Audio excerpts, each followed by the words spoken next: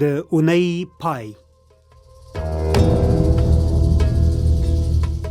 د مني لمر ته ناست یم، ستړی یم، ټوله اونۍ ذهناً څرخېدم، په ظاهره څوک نه راپوهېدل، خو لکه پټ ماشین چې چورلیږي. د اونۍ پای رخصتي ده. نیت مې کړی هیڅ ونه کړم، همداسې ناست واوسم، په هیڅ شي فکر ونه کړم، پرون هیر کړم او سبا ته پرېږدم. پیاله چای مې دم کړ، اوبه چې ایښېدلې تاو یې لکه د سګرټ لوګی پورته شو او ورک شو.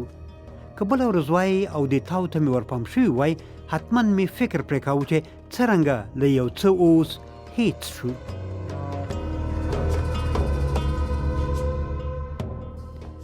د سالون دواړو سرونو ته مو کړکۍ دي.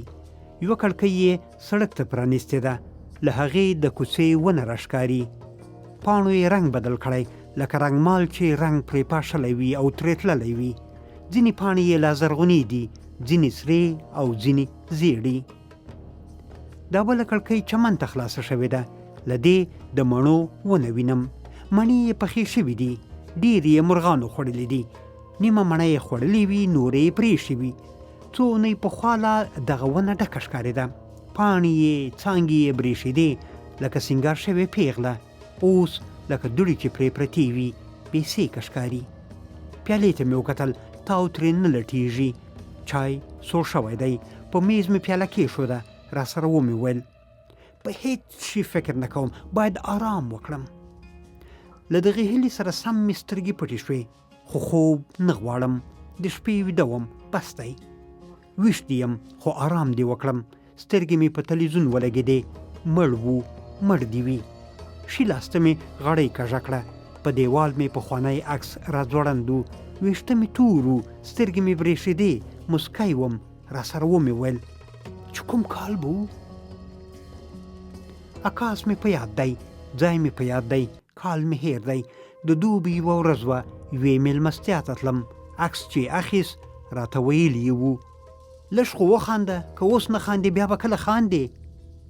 بیا سره خفه شو، تر څو اونیو مو خبرې ونه کړې چې سره پخلا کېدو. هغه پخوانۍ مزه مو نوره نه وه. څه حماقت و.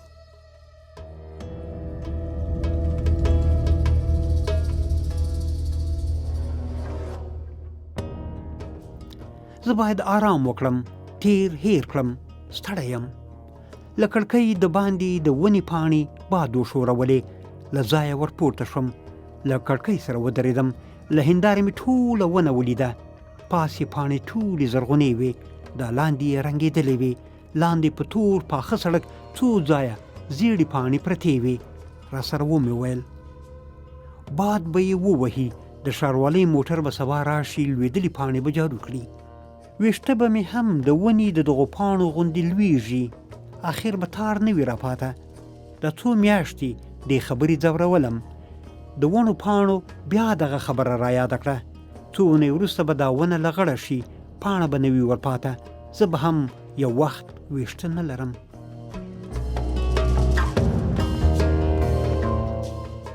له کړکۍ را وګرځېدم، بېرته په څوکۍ کښېناستم. نه غواړم په هغه څه فکر وکړم چې لا نه دي شوي. نن باید آرام وکړم.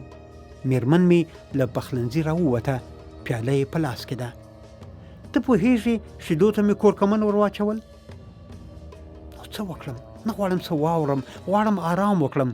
میرمن مې خبرې کوي، غواړي وایورم، خو نه کېږي. کورکمن ډېره ګټه لري. شیدې به یې ژېړې کړې وي نو. هو، خو کافي مې ور واچوله، رنګ ته یې مه ګوره، ګټه یې ګوره. دغه اوس راته ګټه نه لري. زه دغه اوس غواړم په هیڅ شي فکر ونه کړم، ویښ واوسم، خو نور دې ویده وي. ستړیا مې بل ډول نه ځي.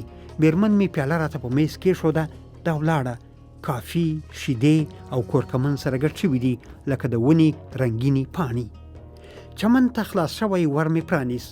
لمر و، خو د مني لمر. له چمنه لا پرخه نه وه لټېدلې. باد سوړ و، په زړه کې را وګرځېدل. ورپسې به ژمی وي. په زړه مې یخ ننوت. ور مې بند کړ، په ښي زنګانه مې درد شول. ومې ښوراوه، چورت مې وواهه چې ولې پرې درد شوي دي. تېره اونۍ د مځکې لاندې اورګاډي په تمځي کې برېښنایي زینې خرابې شوې وې. 50 زینې پاس ختلی وم. شاید له هغو مې اوس زنګون درد کوي. نو ولې یوازې شی زنګون؟ پر کوچ کېناستم. سترګې مې پټې کړې. زه باید آرام وکړم خو نه ویدېږم.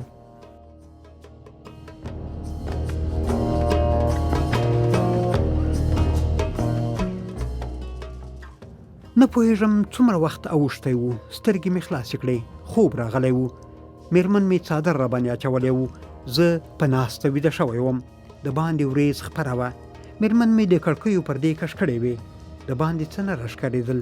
په دیوال راځوړند عکس ته مې پام شول. په لاس کې مې پاڼې وې. مېلمستیا ته چې تلم نو پاڼې مې ولې راسره وړې وې. هېڅ مې نه یادېږي. په هغو وختونو کې مې تل د راتلونکي فکر کاوه. حماقت و. په مېلمستیا نه وم پوه شوی. زړه تنګي مې احساس کړه. باید یو څه وکړم. که د باندې قدم وهلو ته ځم یخ به وي. شاید باران شي. که دلته کښېنم څه به وکړم؟ اوس به لا ډېر یخ نه وي. که ژمی شو څه به کوو؟ ماخوستن چې ویده کېدم خوب نه راته. میرمن مې ویده وه. زه د خوب په خونه کې وګرځېدم. پرده مې پورته کړه. د سړک په غاړه د ولاړې ونې پاڼې باد نڅولې. ژېړې پاڼې ترې لوېدلې وې. ویښته مې وګرول. 2 تاره ترې ولوېدل. سپین نه و، تور و. پخلنځي ته ولاړم. د ساعت ستن د ماخوستن له 12 بجو واوښته. د اونۍ پای رخصتي ختمه وه. کافي، شیدې او کورکمن مې په پیاله کې واچول. اوبه لا نه وې ایښېدلې.